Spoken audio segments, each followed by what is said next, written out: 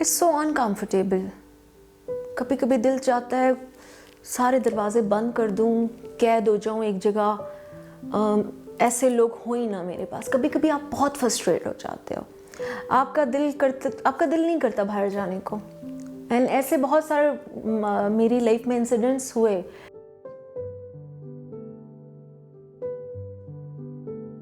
Hadeel Sahal है कौन?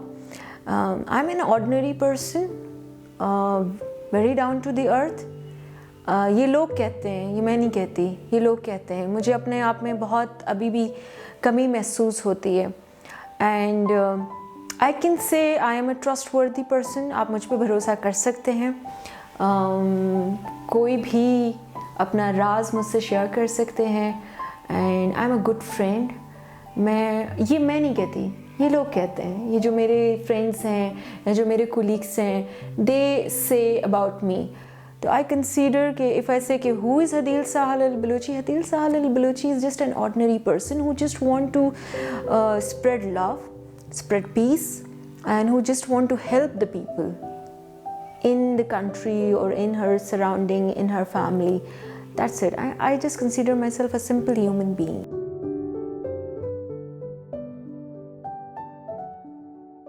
देखिए, आपको मैं जिस तरह से दिखती हूँ ना, आई am a completely different person at my home. Right now I am very professional. When I go home I am a daughter. And जैसे मैं घर में एंटर होती हूँ मॉर्निंग शो करके या कोई इवेंट करके, मुझे 30 मिनट्स लगते हैं उस ग्लैमर और स्टार्स एंड सेलिब्रिटीज़ और उस एक ग्लैमरस लाइफस्टाइल से निकलने में, to back to a normal person. तो बट मैंने कभी उस चीज़ को कैरी नहीं किया कि वो जो एक स्टारडम है या वो जो एक चमकती धमकती एक मीडिया की जो दुनिया है, मैं जब उससे निकलती हूँ तो फिर मैं एक अच्छी दोस्त बन जाती हूँ, एक अच्छी बेटी बन जाती हूँ, एक अच्छी बहन बन जाती हूँ। और फिर I try to fulfil my other responsibilities, क्योंकि आई एम अ पर्सन कि मेरे I have to look after my entire home.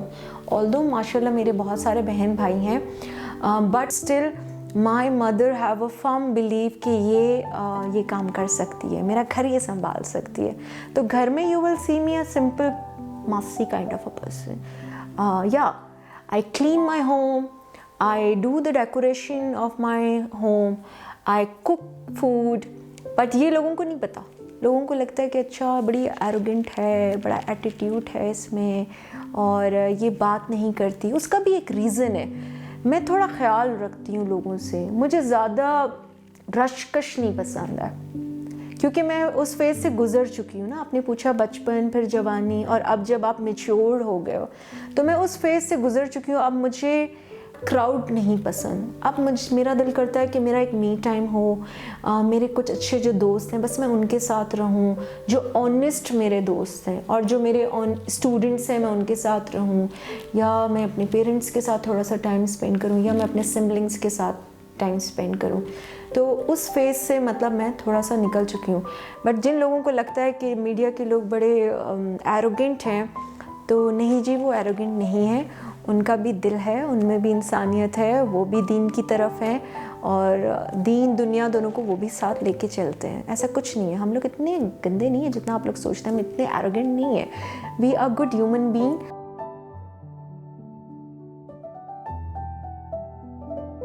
औरत की फितरत को समझना बहुत मुश्किल है। फीमेल साइकोलॉजी,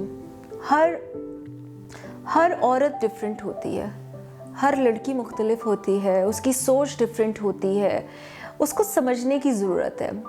हम कहते हैं ना, फीलिंग्स एंड थॉट्स, ये दो चीज़ें हैं। अगर आपने ये दोनों औरत की समझ ली तो आप एक सक्सेसफुल लाइफ गुजार सकते हैं।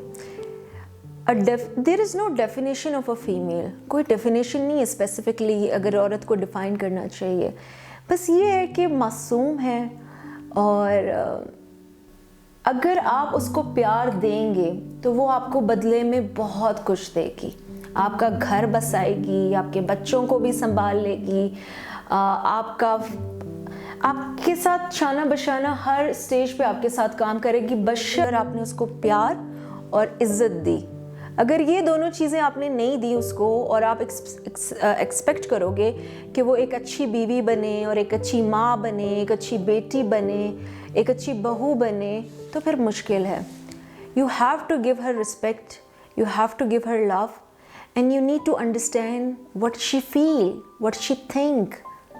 उसको इम्पोर्टेंस देंगे तो वो आपकी दुनिया जन्नत बना लेगी। अगर आप उसे इम्पोर्टेंस नहीं दोगे तो फिर औरत, आपको मुझसे अच्छे से पता है कि वो क्या कर सकती है।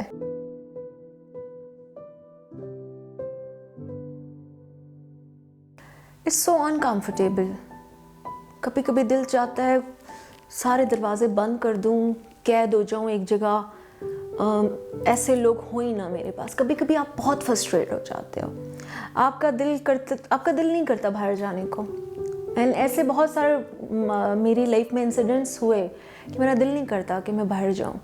लेकिन फिर मैं ये भी कहती हूँ कि यार सारे लोग तो एक जैसे नहीं है ना, सारे मर्द एक जैसे नहीं हैं, सारी औरतें एक जैसे नहीं हैं। बहुत से ऐसे मर्द हैं जो बहुत खूबसूरत हैं, शक्ल सूरत से नहीं, दिल से, दिमाग से वो इज़्ज़त देते हैं, उनका बिहेवियर अच्छा होता है। बट मेरे वालिद साहब हमेशा ये कहते हैं कि मर्द तुम्हारी वजह से ना चूड़ियाँ पहन के घर नहीं बैठेंगे। लाइक मुझे याद है मेरी छोटी सिस्टर एक दिन रो रही थी, तो मेरे बाबा ने पूछा क्यों रो रही हो? बाबा मैं आ रही थी कॉलेज से तो किसी ने मुझे छेड़ा या मुझे तंग किया। तो मेरे बाबा ने एक चीज़ कही कि देखो दुनिया आपकी वजह से ना घर चूड़ियाँ पहन के नहीं बैठ सकती।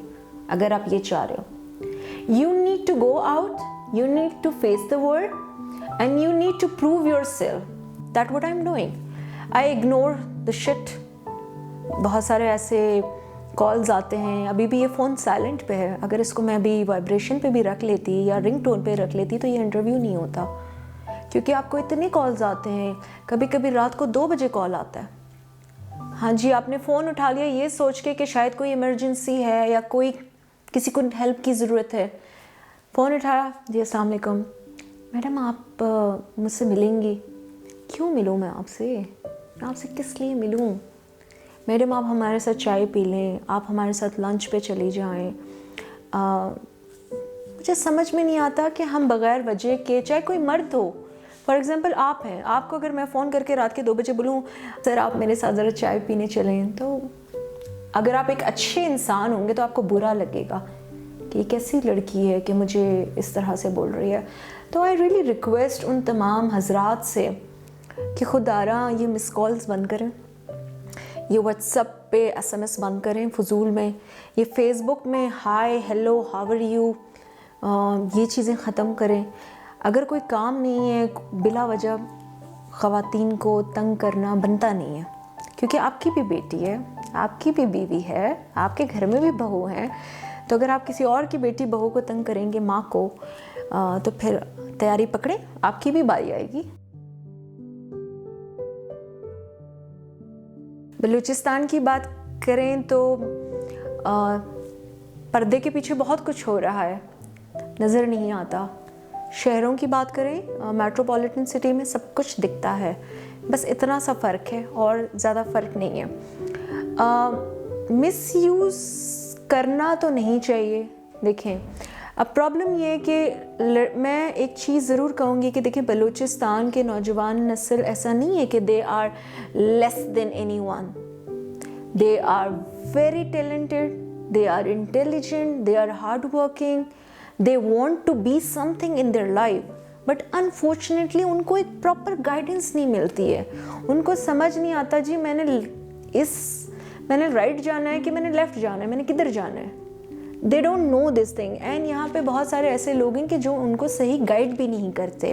अब कमिंग टू योर पॉइंट, पहले मैं इस चीज़ को क्लियर करूँ कि किस तरह से मिसयूज़ हो रहे हैं, और फिर मैं दूसरी साइड पे आती हूँ। ख़वातीन के बारे में पहले बताते हैं। बड़ी मुश्किल से हमारी घर की लड़कियाँ निकल के ऑफिसेज जाने लगी हैं। पहले तो स्कूल तक लड़कियां नहीं जाती थी। आज से 10-15 साल पहले ही आप देख लें, दूर दराज के इलाकों में बलूचिस्तान में कितनी लड़कियां स्कूल जाती थी, अभी भी नहीं जाती बहुत सारे इलाकों में। बड़ी मेहनत से, बहुत सारे NGOs की मेहनत से, गवर्नमेंट की मेहनत से, पेरेंट्स को काउंसिल किया गया कि जी बच्चियों को भी पढ़ाना चाहिए।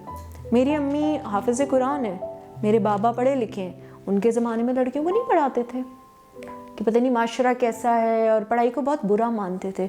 अब शुक्र अल्हम्दुलिल्लाह कि लड़कियों को पढ़ने दिया जा रहा है और बड़ी मुश्किल से वो घर से निकलते हैं। तो जब वो इतनी मुश्किल से घर से निकली है तो अब आप क्यों उसको वापस घर में भेज रहे हो?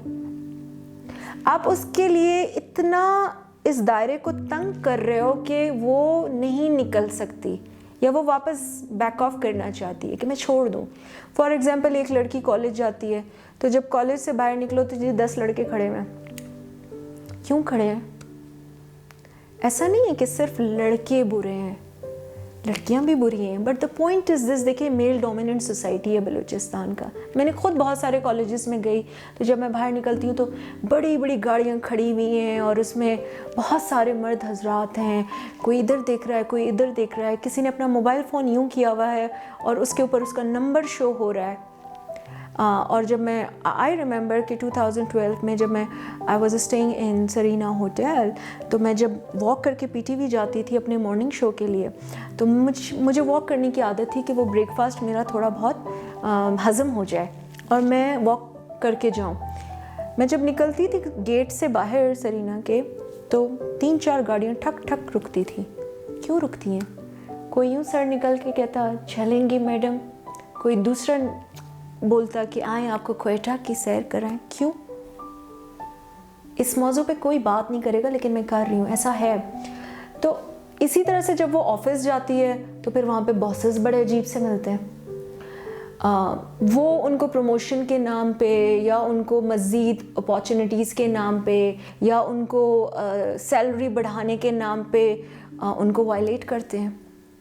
और क्योंकि वो लड़कियां ऐसे घरों से निकली हुई होती हैं कि कहीं उनकी मदर पढ़ी लिखी नहीं होती या कहीं उनका बाप मज़दूर होता है, तो जब वो इतने दूर दराज इलाकों से मेन शहर पे आते हैं, क्वेटा जैसे शहर में, तो वो इजी टारगेट होता है। और ऐसे लोग ऐसे लड़कियों को ज़्यादा टारगेट करते हैं कि जो कम डेवलप्ड इलाकों से आए हैं, अनडेवलप्ड इलाकों से आए हैं। तो again I request through the platform of Al Jazeera कि खुदारा ऐसा ना करें, क्योंकि अगर आप ऐसे करेंगे तो फिर हम कभी तरक्की नहीं करेंगे। See, according to my experience, I'm the first person from Balochistan who is in the mainstream media. तो मैं उसके हिसाब से आपको बताती हूँ। क्या आप लोगों ने कभी सोचा है कि ये औरत मार्च आया क्यों? बिला वजह तो नहीं आया होगा। घरों में, सोसाइटी में ऐसा कुछ हुआ है कि ये जन्म दिया ना इसने, बिला वजह तो नहीं दिया। काफ़ी लोग कहते हैं कि जी अमेरिका की साजिश है, बाहर के जो ममालिकत हैं उनकी साजिश है इस्लाम को डिफेम करने के लिए। But the point is this कि क्या आप लोगों ने कभी सोचा है कि ये औरत मार्च आया क्यों? देखें, मैं इस चीज़ के ज़रूर अगेंस्ट हूँ कि जी मेरा जिस्म मेरी मर्ज़ी और रोटी खुद बना लो। ये छोटी छोटी रोटी खुद बना लो इज़ अ वेरी छोटी छोटी थिंग, ठीक है। हाँ, जो ये स्लोगन्स हैं कि जो एजुकेशन पे हैं, हेल्थ पे हैं, एसिड थ्रोइंग केसेस पे हैं, हरासमेंट पे हैं, इक्वालिटी पे हैं, ह्यूमन राइट्स पे हैं, उनके मैं फेवर में हूँ।